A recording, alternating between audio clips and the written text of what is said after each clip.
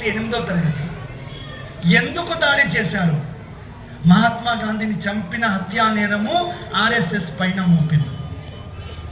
చూడండి ఎంత భయానకమైన విషయము.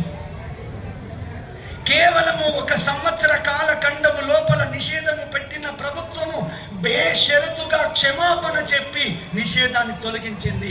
అది ఆర్ఎస్ఎస్ యొక్క నిబద్ధత. కానీ వేసిన నింద పోదు కదా.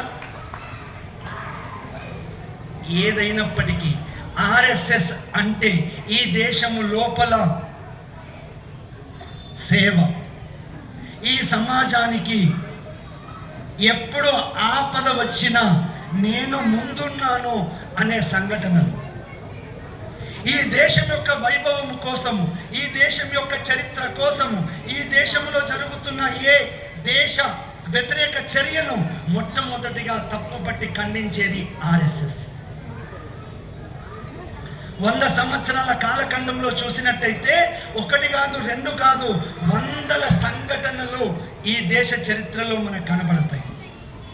దురదృష్టం ఏంటంటే పాలకులు కానీ, పాఠ్యాంశాలు కానీ, పత్రికలు కానీ ఏది కూడా ప్రముఖంగా ప్రచురించవు. ఎందుకంటే వారికి స్వార్థం. సంఘము కూడా ఏది కోరుకోదు. ఇప్పుడు నేను చెప్పేంత వరకు మీకు ఇలా చాలా మందికి కూడా ఇంత పెద్ద సంస్థ ప్రారంభకులు డాక్టర్ కేశవరావు బలరాం ఎడ్గేవార్ అనే వ్యక్తి పేరు కూడా తెలియదు. ఆర్ఎస్ఎస్ అంత అనామికతతో ఉంటుంది. ఒక ముఖ్యమైన సంఘటన చెప్పి నేను చివరికి వెళ్తాను. 100 సంవత్సరాలలో ఆర్ఎస్ఎస్ సమాజము కోసము తనను తానుగా ఏ రకంగా సమర్పించుకుంది అనేక సందర్భాలు ఉన్నాయి. దివిసీమ ఉప్పెన, మోర్వి వరదలు, రైలు దుర్ఘటనలు, విమాన ప్రమాదాలు, కరోనా వ్యాధి, అనేక సంఘటనలు. కానీ దేశ ప్రథమ ప్రధానమంత్రి ఉన్నప్పుడు మన దేశము చైనాతో యుద్ధం జరిగింది. ఇది చరిత్రలో చాలా మందికి తెలియదు. చైనాతో యుద్ధము జరుగుతుంది. చాలా భయానక యుద్ధము. చైనా పైనుంచి దాడి చేస్తుంది. భారతదేశము కింది నుండి పైకి వెళ్తుంది కాపాడుకోవడానికి. సైన్యము సిద్ధంగా లేదు. మొత్తం మీద యుద్ధము జరుగుతూ ఉంది. ఒకానొక సందర్భం లోపల భారత సైనికులు ఎవరైతే అక్కడ ఉన్నారో యుద్ధము చేయడానికి 1 రోజు, 2వ రోజు, 4వ రోజు తర్వాత మన సైనిక స్థావరము దగ్గర మందుగుండు సామాగ్రి నిల్వలు నిండిపోయినాయి. మరునాడు యుద్ధము చేయాలి అంటే మందుగుండు సామాగ్రి కావాలి. కాబట్టి రక్షణ శాఖ సంకేతాలు పంపించింది. ఆకాశము ద్వారా, విమానము ద్వారా నేలపైకి మందుగుండు సామాగ్రి జార విడిచాయి, కింద పడ్డాయి. దురదృష్టవశాత్తు మన భారత సైనికుల స్థావరం నుండి 800 మీటర్లు అంటే ఒక 4 ఫర్లాంగుల దూరంలో శత్రువుల వైపు పడతాయి. సైనికులు వెళ్ళి తీసుకురాగలుగుతాం, ఎందుకంటే సైనికులు ఉన్నదే కర్తవ్యం. కానీ నిరాయుధులైన సైనికులు ఆ మూటాలు తీసుకొని వస్తున్నప్పుడు శత్రు సైనికులు ఒకవేళ కాల్పులు జరిపినట్టయితే యుద్ధము చేయడానికి అక్కడ సైనికులు మిగలరు. కాబట్టి అక్కడ సైనిక సుబేదార్ కల్నల్కి ఒక ఐడియా వస్తుంది. ఆ కొండ చివర భాగం లోపల ప్రతినిత్యము నూనెగు మీసాల యువకులు ఈ భారత మాత ఒడిలో ప్రతినిత్యము కూడా భారత మాతకు జయాన్ని చెబుతూ కబడ్డీ ఆడుతూ చాలా ఉత్సాహవంతంగా ఆర్ఎస్ఎస్ శాఖ జరుగుతూ ఉంటుంది. వెంటనే సైనిక కల్నల్కి ఐడియా వస్తుంది, చలో एक बार చెక్ करेंगे नीचे जाके उनको तो बुलाएंगे. వెంటనే అనుకుంటారు, ఎవరైనా అరే యుద్ధం అవుతుంది భయ్, అటువైపు శత్రు సైనికులు ఉన్నారు, జనం మీరు వచ్చి అందిస్తారా అంటే ఏమంటారు? ఆడ పులి ఉంది, పులి నోట్లో జర నీ చేయి పెడతావా అంటే. కానీ ఆ సైనిక అధికారి ఎక్కడికి నా ఆర్ఎస్ఎస్ శాఖ నడిపే ముఖ్య శిక్షక్ ఇంటికి వెళ్ళాడు. మిలిటరీ వ్యాన్ అక్కడ ఆగింది. ముఖ్య శిక్షక్ బయటికి వచ్చాడు. వెంటనే సైనికాధికారి విషయం చెప్పాడు. ఎంతమంది కావాలి అన్నాడు. 40 మంది కావాలి అన్నాడు. అరగంట సమయం ఇవ్వండి అన్నాడు. అరగంట లోపల సంఘ శాఖలో ఒక విస్తృతమైన పని ఉంటుంది, గడ పని. నేను నిన్ను పిలుస్తా, నీవు ఇంకొకరిని పిలవాలి, నువ్వు ఇంకొకరిని పిలవాలి. అరగంట లోపల 56 మంది నూనెగు మిసాల మంచి దృఢకాయులైన యువకులు వాళ్ళ ఇంట్లో వాళ్ళ అమ్మా నాన్నకు చెప్పి మేము యుద్ధానికి వెళుతున్నామని చెప్పి బయలుదేరి మిలిటరీ వ్యాన్ ఎక్కి భారత మాతకు జయకారం చేసుకుంటూ వెళ్ళిపోయారు.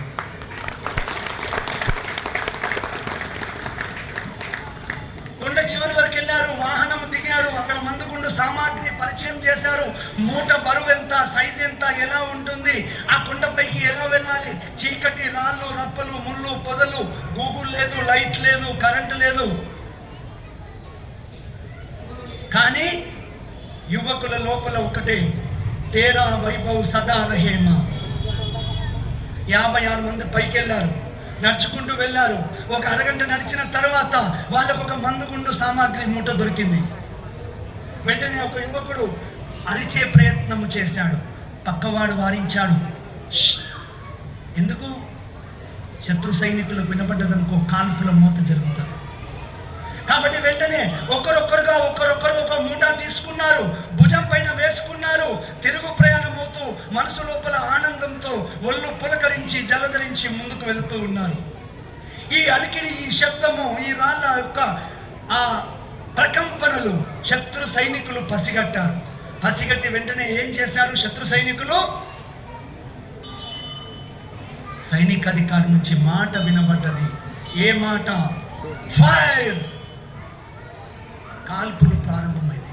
కాల్పుల మోత ప్రారంభమైంది. పిరంగుల మోత ప్రారంభమైంది. వెళ్ళిన వాళ్ళు 56 మంది స్వయం సేవకులు వెళ్ళారు.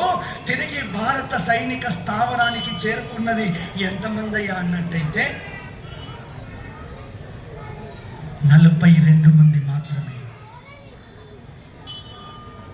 మిగతా వాళ్ళు ఎక్కడికి వెళ్ళారు? ఆనందంగా నవ్వుతూ భారత మాత ఒడిలో తేరా వైభవ్ సదే రహేమా, హమ్ దిన్ చార్ రహే నా రహే. యుద్ధము పరిసమాప్తమైపోయింది. రక్షణ శాఖతోని ప్రధానమంత్రి యొక్క రివ్యూ మీటింగ్స్ అవుతున్నాయి.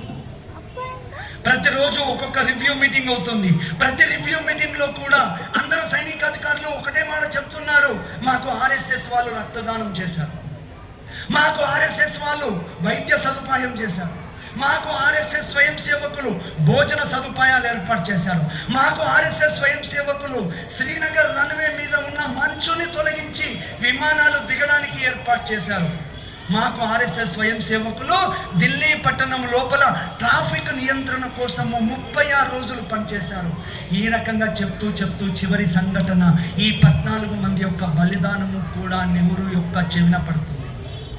ఇవన్నీ రికార్డ్స్ ఉన్నాయి. ఇవన్నీ విన్న తర్వాత జవహర్లాల్ నెహ్రూ గారు ఏం చేస్తారంటే జనవరి 22వ తేదీ 1963 నాడు ఆర్ఎస్ఎస్ హెడ్ క్వార్టర్కి ఫోన్ చేస్తారు.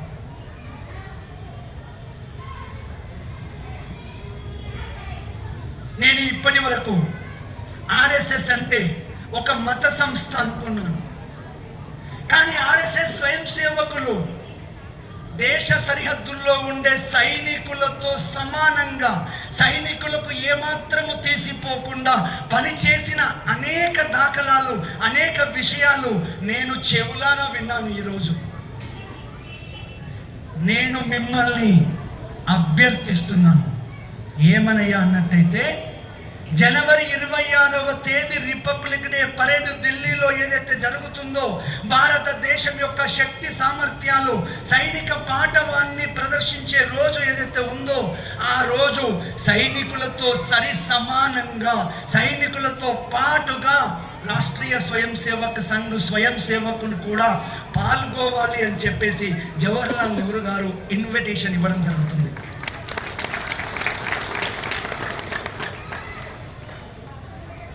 జనవరి 26వ తేదీ 1963 నాడు 3000 మంది డ్రెస్, ఆర్ఎస్ఎస్ యొక్క డ్రెస్ కోడ్ ఉన్న స్వయం సేవకులు సైనికులతో పాటుగా ఆ విజయ పథ్లో మిలిటరీతో పాటు రూట్ మార్చ్ చేస్తూ వెళ్తారు. ఇది ఆర్ఎస్ఎస్ చరిత్ర. ఎక్కడ కూడా 14 మంది పేర్లు అడగలేదు, 14 మందికి కీర్తి చక్ర అడగలేదు, 14 మందికి పద్మశ్రీలు అడగలేదు, 14 మందికి శిలా ఫలకాలు, విగ్రహాలు ఎక్కడ కూడా లేవు, అడగలేదు, తెలియదు, ఎవరో తెలియదు. కాబట్టి రాష్ట్రీయ స్వయం సేవక సంఘ్ మనము బాహ్యంగా చూసుకునే ఏదైతే ఉందో దానికంటే భిన్నంగా లోపల ఈ దేశము కోసము తమను తాము సర్వము ఒక జ్యోతి వలె సమర్పణ చేసే యొక్క తత్వము, స్వయం సేవకత్వాన్ని రాష్ట్రీయ స్వయం సేవక సంఘ్ నిర్మాణం చేస్తుంది.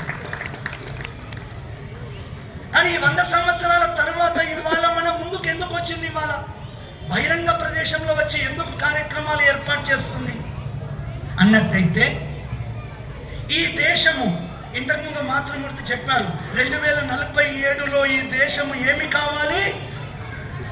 విశ్వ గురువు కావాలి. కాబట్టి ఆర్ఎస్ఎస్ కూడా గుర్తా తీసుకోలేదు. ఈ దేశం మార్చాలి అంటే ఆర్ఎస్ఎస్ పేరు కూడా అవసరం లేదు. ఎక్కడ కూడా ఆర్ఎస్ఎస్ పేరు కూడా లిఖించబడదు చరిత్రలో, అవసరం కూడా లేదు. కానీ ఏమి కావాలి? నా భారత మాత యొక్క వైభవము కావాలి. ఏ నలంద విశ్వవిద్యాలయంలో 60,000కు పైగా విదేశీ విద్యార్థులు వచ్చి ఇక్కడ చదువుకున్నారు నా భారత మాత ఒడిలో. తక్షశిల విశ్వవిద్యాలయం ఈనాటికి కూడా మన ఇంట్లో కూర్చునే వేద విజ్ఞానము తెలిసిన జ్యోతిష్ శాస్త్రవేత్తలు గ్రహణము ఎప్పుడు వస్తుంది, ఏ నక్షత్రము ఏమిటి, అష్టమి నాడు ఏమి చేయకూడదు, అమావాస్య నాడు ఏమి చేయకూడదు, ఆ గ్రహాల మధ్య తిరుగుతున్నప్పుడు జరిగే కిరణాలు వచ్చినప్పుడు మనిషి ఎందుకు దానికి దూరంగా ఉండాలి అనే విషయాన్ని బోధన చేసే విజ్ఞాన కని భారతదేశంలో తిరిగి ఈ వైభవము నిలబడాలి అన్నట్టయితే కేవలము ఆర్ఎస్ఎస్ మాత్రమే కాదు, సమాజంలో మనమందరం ఉన్నాం. ఇవాళ మనందరి బాధ్యత. ఇవాళ కేవలము ఒకరికి ఇచ్చాం, భాई बुद्धा ఇచ్చాం, आप देख लो, ये नहीं चलेगा. అందరము కూడా కళ్ళు తెరుచుకొని జీవించాలి. కళ్ళు తెరుచుకుని కళ్ళు మూసుకొని జీవిస్తున్నామా? రోడ్డు పైన వెళ్తుంటాము, ఎదురుగానే మన దగ్గర దోస్త్ వస్తుంటాడు, ఆయన దగ్గరికి వచ్చేంత వరకు మనకు తెలియదు. ఎందుకు? మన కళ్ళు మూసుకున్నామా? కాదు, మన మనసు, మన ఆలోచన, మన యొక్క బుద్ధి వేరే దగ్గర ఉన్న కారణంగా ఆ వ్యక్తి ఎవరో తెలియదు. ఒక్కసారి నజర్ పడ్డ తర్వాత తెలుస్తుంది, ఓహో ఇతను నా మిత్రుడు అని. కాబట్టి వాళ్ళ ఆర్ఎస్ఎస్ ఏమడుగుతుంది? ఇంతకుముందు అమ్మగారు చెప్పినట్టు 5 విషయాలు ఏవైతే ఉన్నాయో ఇవి ఆచరణాత్మకంగా కావాలి, పాటించాలి, ప్రయత్నం చేయాలి. మనం అనుకుంటే ఏదైనా అవుతుంది. ఇక్కడ చాలా మంది అమెరికాకు పోయి వచ్చిన వాళ్ళు ఉన్నారా? ఒకసారి చేతులు లేపండి. మేము విదేశాలకు ఏదో ఒక దేశానికి పోయి వచ్చాం.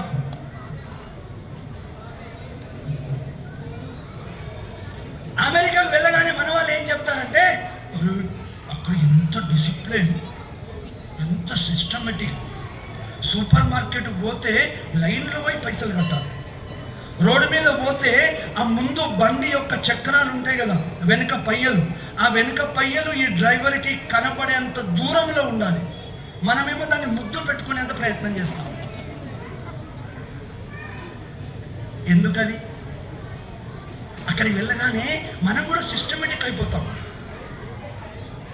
కానీ ఇక్కడ మనం పాటించాలి అంటే వెంటనే వస్తుంది. అమ్మగారు కూడా గుర్తు చేశారు, నేను ఒక్కరిని చేయకపోతే ఏమవుతుంది, నేను ఒక్కరిని చేయకపోతే ఏమవుతుంది. రాజుగారి పాలు ఉన్నాయి కదా, రాజుగారు ఒకసారి మొత్తము ఆ నగరం మొత్తం కూడా ప్రకటన చేస్తాడు. ఏమని చేస్తాడన్నట్టయితే, మంచి గంగి గోవు పాలు ఇంటి నుండి ఒక్కొక్క లీటర్ చెంబు నిండా తీసుకొచ్చి ఈ గంగాళంలో పోయాలి అంటాడు. ప్రజలందరూ ఎస్, రాజాజ్ఞ పాటించాల్సిందే. ప్రజలందరూ ఏం చేస్తారు? ఎవరికి వారుగా చాటుగా అందరూ పాలు పోస్తారు కదా, నేను ఒక్క నీళ్ళు పోస్తే ఏమైతే తెలుస్తుందా? రాజకీయం అన్నా తెలియదు కదా. పాలలో నీళ్ళు కలిసిపోతాయి, ఏమవుతుంది? పలసగా అవుతాయి. ఆవు పాలు ఎట్లుంటాయి? పలసగానే ఉంటాయి అని చెప్పి ప్రతి ఒక్కరు కూడా ఏం చేస్తారు? గంగాళము ఓపెన్ చేస్తే ఏముంటాయి? కాబట్టి ఇవాళ మనం మారాలి, నేను మారాలి, నా కుటుంబం మారాలి. విషయాలు పక్కింటి వాళ్ళ కోసం కాదు. ఛత్రపతి శివాజీ నా ఇంట్లో పుట్టకూడదు, పక్కింట్లో పుట్టాలి. శ్రీరాముడు, అమ్మో మా కొడుకు శ్రీరాముడు కాదు, అమ్మో నేను ఇష్టపెట్టవాడిని. పక్కింట్లో శ్రీరాముడు, ఓకే, నా ఇంట్లో ఉంది. కాబట్టి ఆర్ఎస్ఎస్ 100 ఏళ్ల తర్వాత ఈ దేశం యొక్క వైభవం ఉన్నతి కావాలి అన్నట్టయితే మనందరం కూడా చిన్న చిన్న విషయాల లోపల ఆచరణాత్మక హిందువుగా మారాలి. ఆచరణాత్మక హిందువుగా మారాలి. మన ఇల్లు ఉంటుంది, మన కాలనీ ఉంటుంది, మన బస్తీ ఉంటుంది. అక్కడ పక్కింట్లో తల్లి రోజు బొట్టు పెట్టుకొని తిరుగుతూ ఉండే, గత 10 రోజులుగా బొట్టు తీసి తిరుగుతుంది. కారణం కూడా మనం అడగము. ఎందుకంటే ఎందుకోలే, మనకెందుకు, ఎందుకు బొట్టు తీసింది? కారణం ఏమిటి? ఏ విదేశీ మాయలో పడిపోయింది? ఎందుకోసం పడిపోయింది? ఒక మాట ఆసన మనం చేయలేమా? పక్కింటికి వెళ్ళి మనం ప్రేమతో, మీరేం డబ్బులు ఇవ్వద్దు, బియ్యం పెట్టద్దు, అన్నం కూడా పెట్టకండి, ఏమి ఇవ్వకండి, కానీ సాటి మనిషిగా, సాటి హిందువుగా ప్రేమతో పలకరించే యొక్క శక్తి మనకు లేదా? చుట్టూ ఉన్న 10 కుటుంబాలతో మన స్నేహము, వాళ్ళ ఇంట్లో మంచి చెడ్డలు, ఒక మాట సాయం చేయలేమా? ఇది లేకనే ఇవాళ మన కళ్ళ ముందు మన తోటి హిందువులు విదేశీ మాయలో పడిపోయి మతం మారుతున్నారు. ఇవాళ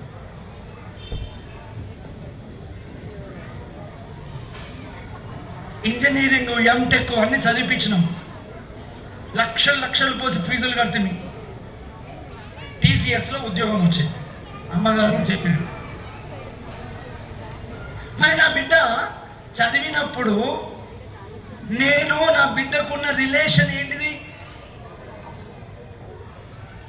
నా కారుకు నాకున్న రిలేషన్ నా బిడ్డకు నాకు అంతే. కారు కొనుక్కున్నా, కారును తుడవాలి, పెట్రోల్ పోయాలి, బిడ్డ ఉంది, బిడ్డకు డ్రెస్ కొని ఇచ్చిన, పాకెట్ మనీ ఇచ్చిన, అంతే కదా. అంతకంటే ఎక్కువేముంది?